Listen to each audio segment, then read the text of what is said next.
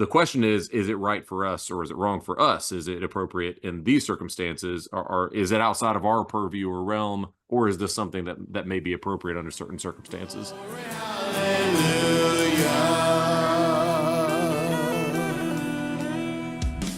Welcome to the Reformed Reckoner on Eschatology Matters, part of the Fight, Laugh, Feast Network and available on Boniface Media.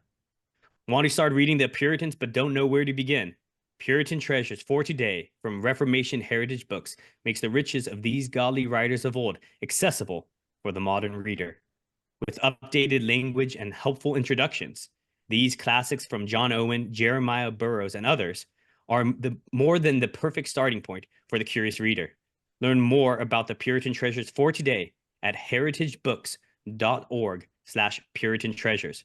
Enter promo code EMatters for 10% off your whole order. This past week, New St. Andrews College up in Idaho released an ad for prospective students.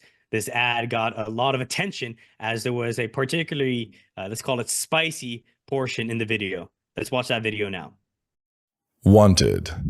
Young men to rebuild Western civilization. Must be unafraid of pain, blisters, intellectual rigor, and a lifetime of long shifts with swords and shovels, digging ditches, repelling invaders, and reading stacks of books taller than their fathers. Must be impervious to manipulative women of all sorts, giggling virgins, cyber skanks, and even full cauldrons of Karens or hand-wringing clergy, but always seeking to hear and heed the words of Lady Wisdom. Immune to the leadership of hypocrites and LARPing online masculinitods, unaffected by abusive authorities, petty professors, and all brokers of official respectability. Willing to hoist the Jolly Roger and Johnny Cash's favorite finger whenever faced with idolatry. Long-suffering joy and determination required. Must be willing to dwell among the tombs and graves of the long dead, seeking truths that cannot die.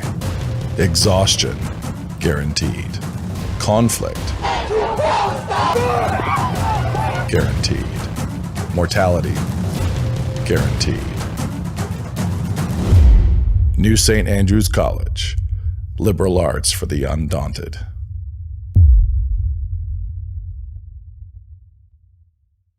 So boys, thoughts? That's the first time I'm seeing it. I had no idea that. Has anybody talked about this yet? That's what I'm. No, Yeah, I it's didn't. all fresh. This is brand new to me. I'm new here. I don't even know what's going on right now. Yeah, they're okay. I'll jump into the serious dialogue. So, yes, we've all seen the ad. Everybody's been talking about the ad. Many people have been, vehemently in defense of the ad. Many people have been quite concerned about the ad. And then in the middle of that, I think there's been a pretty good conversation about the serrated edge, about the use of profanity, and about how Christians should speak. All of that I've been encouraged by. I think, like it or hate it, number one, I don't think this is something where if you hate the ad, I don't think this is something where it's like they're just cut off. I would hope not. For those who love that, yeah, exactly. For those who love the ad, maybe just a little bit of understanding for why it was provocative, because it was designed to be provocative. So, I hope there's some good conversation in the middle. That gets lost sometimes online, but hopefully there's a little bit of that conversation, whether you liked it or not. I guess to me, there's two. This conversation is almost like a knife. I think that cuts people into kind of two parties, and it's two conversations. One is the serrated edge, the use of strong language, vulgarities, expletives, curses, like all those kind of types of speech. And then the other side of this is how serious is the fight that we have out in the world? Because to me, it's interesting that it's. I think I forgot who it was, but there's some pastor, maybe you guys could remember, who was talking about like these evils in it. And he said the S word in the middle of it. And he says, the fact that you're getting more upset that I said the S word than about these sins shows a problem, right? Was that Jeff Durbin? Are you talking like years ago? Yeah, years ago. I don't know. I saw this clip. Wait, it's Jeff Durbin. That's interesting. I think it was Jeff Durbin. I remember. Okay. I know Jeff has and maybe done Josh that. would know. Yeah, I think in the middle of a sermon about abortion is when he did it. It was him quoting the passage that says "scubalon," right? And he uses the S word as kind of like a modern day equivalent. I'm gonna I'm gonna disagree though with you, John, on the Okay. taxonomy, because I think you've got a point there, right? Like there's something very very there to what you're referring to. I would also say though there's a little bit with Christians. This is the theme I've picked up on, Yeah. is that for a lot of Christians, uh to me it's similar to some of the like if you were to think towards some of the Canaan conquest passages in the Old Testament. You have Mhm. the Old Testament ban where God says go in, leave nothing breathing, essentially, man, woman, and child, and livestock, those sort of things. So this is what occurred to me during this, is that you can't say that going in and killing every living creature is always inherently immoral, right? That's not like a universal of all time immoral thing, because God at a certain point said this is good in this one certain circumstance. Now, what you can say is it's immoral for us, or it's immoral unless God specifically commands it, or it's immoral if it's outside of God's purview, if we've been given other instructions, those sort of things. So there's a lot of reason to say, okay, that's obviously not something we're going to recommend or condone today, but there's biblical reasons for us saying that. It's not just because it's an ontological evil for somebody to go in and warfare and to wipe out their enemy. There are certain times when God commanded it, therefore it can't be evil inherently or ontologically evil. That's what this kind of like situation reminds me of a little bit, is when you talk about language. I think the question should be not is it always inappropriate to use cutting or even obscene language, because again, I think that's what the canon guys have brought up, is we see examples of that from Ezekiel, from Isaiah. So the question is it right for us or is it wrong for us? Is it appropriate in these circumstances, or is it outside of our purview or realm, or is this something that may be appropriate under certain circumstances? I mean, I've had conversations about it's absolutely never acceptable, but then you push them and say, okay, well, what about language you use in the prophets or something like that? And then I saw a meme go by, and I think it's to a little bit of your point. It kind of goes back and forth between these two panels, and it says the prophets use dirty words, and it says be honest. Paul used dirty words. Be honest. I like to use dirty words. Thank you. Right. There is this kind of like dynamic of um, people wanting to justify their own passions. Right. Isn't it interesting Um, that the video's about killing sin, but a lot of people are going to use this video to actually say their sin is okay? Yeah, I mean, I don't know if I would go like so far. Like certainly, I think evil men could use evil good things for evil, right? Evil men could use the Bible to justify that. My sense is the whole point of the video is to create a divide between how serious should we fight against this world. I And think though there's still a lot to be said for, like, is that the proper tool to take a fight seriously? So you look at any number of Christian heroes who have fought against kind of rising tides of evil. We could name a lot of them. Like, was Augustine, did he employ the use of profanity in the Serrated Edge? Like, I don't think anybody accused Augustine of being like weak or effeminate in his writing. He's got a strong defense of the Christian faith. Did he have to resort to that? Did John Maybe or maybe Piper? not. You know what I'm saying? Like, there, I think there's a valid point to say, is this a necessary tool? Can you Right. yeah, make I guess the same so. defense without it being necessary? Even in the ad, right, it says being willing to use that. And I think that's actually the key point, right? It's not to say that everyone has to use it. Not everyone needs to use strong language. But if I'm not willing to use it, I think that points out to, I think especially what Moscow and New St. Andrews and all that are trying to do, I think is they're trying to filter a certain type of person, right? Which is very much not the managerial state, very much not the smarmy kind of Christians, very much not the library, lady type personalities, right? And those people will say, no, definitively, um, exhaustively, objectively, that language cannot be used by a Christian. Like we're all saying, oh, there's nuance to it. But that's the kind of point is like, oh, we do think in certain contexts, those things may be allowable for a Christian. Now, is this the one or not? Right. But the point is like, against idolatry, would it be possible to use any tool that has some allowability? Would there be ever a case for it? And I would argue, my guess is all three of us would say, yes, there would be a use case for it in some context. Maybe it wasn't that ad, right? But there is some use case of it. But that I think shows that, oh, we're all on the same page of, listen, when it comes to war, like you could fire a gun against an enemy.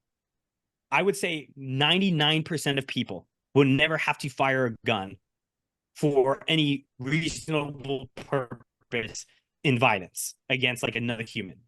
right? The reality is like that it's such a rare thing because it's such a powerful tool, right? You might have to push someone, but that's way smaller than shooting a bullet at someone, right? But it's also okay. So like in warfare, you have the Yeah. Geneva Accords, which are worth however much they're worth. But you have certain standards of warfare, right? Like every time Yeah. the U.S. is engaged in an actual war or open conflict, we've had just war theory that's been argued before Congress. So like there, which again derives from Christian virtue and standards. I think with something like this, the only thing I wanted to bring up was you mentioned earlier that like if you're in a fight, these things are warranted. I would just want to say like if you're in a fight, these things may be warranted, and then we should have some parameters for why they're warranted. And my example from warfare would be Yeah. if we're in a war, I'm going to pick up a gun and shoot people I would not normally shoot, right? Like it's not proper for me, not in a war, to shoot people. It may be proper for me to defend homeland and family and kin to do that during a war, but it would still probably be improper of me to commit genocide or to torture people wantonly. Like there would be things we would say, okay, that's not proper. Yes, you're in a war, but there's still going to be proper parameters. So I think this still falls within those bounds, and the scripture would be those parameters from which we derive. Hey, you know what I had to say And to I that? guess the whole point. You know what I had to say to that? What do you have to For, say to for that? all Something of those snarky. watching, Something for all of snarky. those watching, We got so That close. was a thumbs up for you podcast listeners there. But yeah, I mean, I think let's just dive into our next conversation because I want to keep us rolling on this around the Crusades, because I think it's very similar kind of, at least from a lot of the people interacting in these conversations, there's similar impetuses of like, I see an evil world and I want to do something about it. So this past week, there's been some kerfuffling happening over on X, and I want to read you a tweet that I think started it off. Until the past month or so, I don't think I would have mentioned this. But now, as I see how deep and vile the level of religious hatred is in social media, I cannot help but point it out. Before the, quote, official First Crusade, there was the quote, People's Crusade, started by Peter the Hermit, who claimed to have visions from God. He gathered a mob of about 20,000 ordinary people, promising them, based upon his visions, victory over the Muslims. They were, of course, completely wiped out by the Turks. But the key is to note that as they marched toward the Holy Lands, they marched through southern Germany, massacring Jews on the way. Yes, they were killing Jews as they marched toward freeing Christians from Muslims. So it really does make you sit up and take notice that right as we are seeing this amazing and vile emergence of, quote, the Jews are behind everything, insanity, amongst ostensibly reformed people, we likewise have the lionization of those who massacred Jews almost as a side hustle while going to righteously free Jerusalem from the, quote, infidel. In response to that Twitter thread from James White, someone on X says, if you think Crusades were bad, you don't understand the horrors of Islam, which James White responded saying, if you think the Crusades were good, you don't understand the very essence of the gospel, the horror of a false gospel, and have probably never seriously prayed to be used of God to bring Muslims to a saving knowledge of Jesus Christ. So now as we get into kind of the thick of this conversation, I think it's appropriate for us to kind of think through, are we going too far with our language? Are we taking the interpretation of the Crusades and making this a gospel issue? sometimes, yes. Okay. But here's one of the things that honestly needs to be brought up. Not all, here we go, hot take. Not all of the Crusades were bad. There actually were valid reasons for why some of those men went off to war. What was the whole idea of saving the Holy Land a good one? Well, not exactly, but if you look at history and you look at what was going on with the Turks, the Muslim community at that point in time, I think you can definitely understand why they were going forth to fight, and it was realistically to protect their people, right? So they were bringing the fight because they saw the fight that was being brought to them initially. Now, were the future Crusades all good? No, there things like mass murder, almost genocide. Yeah, all of that was going on. My concern, I guess, again, is the idea that we can't look to any of those crusaders as though maybe they were doing something good. I think there are lessons to learn from them. At the same time, we got to protect from the other end of the spectrum where we're like, every crusader was great and every crusade was awesome, because James White does make a very good point. Our greatest weapon, our greatest strength as Christians is the gospel. It's the gospel that when we take it by the hilt, you know, the sword of the Lord, it's the gospel that saves sinners. It's the gospel that transforms hearts. It's the gospel that pierces and cuts asunder the bone, the marrow, and it's able to do all of these different things because it's the power of God unto salvation. So realistically, our ultimate weapon, the number one thing that we should be thinking of using is, yes, the gospel. But when you talk about like AI generated art and all of that stuff, there is something that is attractive, I think, especially to men of, you know, a guy in armor going forth to fight for the Lord. There's something attractive about that to each one of us because God has placed within our hearts a desire to protect, a desire to defend, but also a desire to fight against that which is evil. Again, though, I don't think when people post pictures of Crusaders, or like if you go to some sort of meme page that says, I don't know, crusading memes for disenfranchised teens, that sounds like it would be one. If not, we should make it. If they're using that as their picture, I don't think they actually mean I'm going to go put on a suit of armor and take back the Holy Land. So going back to the language issue, I think it's okay if we use language like that, like, you know, we're on a mission, we're on a crusade to take back the Holy Land, but how are we going to do it? We're not going to do it with swords, lances, or guns. We're going to do it through the power of the gospel. So in this conversation, one of the things that got interesting is James White is fond of using this term sacralism, right? This idea, I think it really was coined in the 20th century, looking on the Reformation and seeing a kind of intermingling of the church and the state and those spheres rather than keeping them kind of separate spheres of authorities. And in this conversation, obviously around Crusades, there seems to be the church, right? You got the cross, and then you have these troops, the state, being intermingled. So James White is wanting to make sure that that's not happening. I do end up actually seeing that sort of distinction also being blurred, I think, in James White's conversation around Muslims. One of the things that happens is he says we need to preach the gospel to them. That is the church role only. When I do think there's actually an application of the state. If there is crimes being committed, if there is evil being done, if there is a coup that seems, at least on the European stage, seem to be by certain groups, then I think the state does have a role to play. There is a role of the sword in all of this conversation. Even as Christians, we should agree with that. But as you get into these conversations, you start really asking yourself, what is the reformed position of politics? And that led to Stephen Wolfe, author of The Case for Christian Nationalism, to step in and say, hey, James, you've mentioned my name. I'd love to have a discussion with you on whether all those things you ascribe to me or their positive expressions are standard historic reformed positions. And I would like to say, just as Eschatology Matters, we would love to host that. Yeah. So, like, first of all, I would like to, you know, echo what John said. And Eschatology Matters, that's one of the things we've tried to do is truly facilitate and not target people or their views, but truly facilitate conversations with those who disagree. There's not many things people get more vehement and vitriolic about than eschatology, and we still manage to pull that off, you know, usually without any unnecessary fireworks. But we want the issues to be clear. We want the lines to be clear. We want people to present their view. Even if you come away saying, I firmly disagree with him, you know where he stands. The things are clear. We want to avoid a lot of the things that I'm afraid get lost on social media, and especially Twitter exchanges. So again, we extend that olive branch and that middle ground of hopefully bringing two men on, and this should be something to edify the body. One of my fears is that we are living in a digital age where a lot of us are on Twitter, and we're also lamenting constantly the fracturing and divisiveness within Reformed circles. These are the ways we avoid those things. You don't have to have a conversation online with everybody you get into an argument about. But when we have these issues where there are fractures and fissures within Reformed thought, the more we talk about it, the more we come down to a table and sit down and hash through those issues together. I think the more healthy and longevity we're going to experience through that. So once again, the olive branch is extended. I'd be happy to see something like this happen too, on a personal level, because I see a lot of debate about this happening in my own. Basically in my own circles, right? Amongst my own peers, my own friends, where there's a lack of agreement here. But again, goes back to what I was saying earlier. We have to remember, giving the benefit of the doubt, exercising some grace and not holding others to higher standards than which we hold ourselves, even those that we disagree with passionately, are still our brothers and sisters in Christ.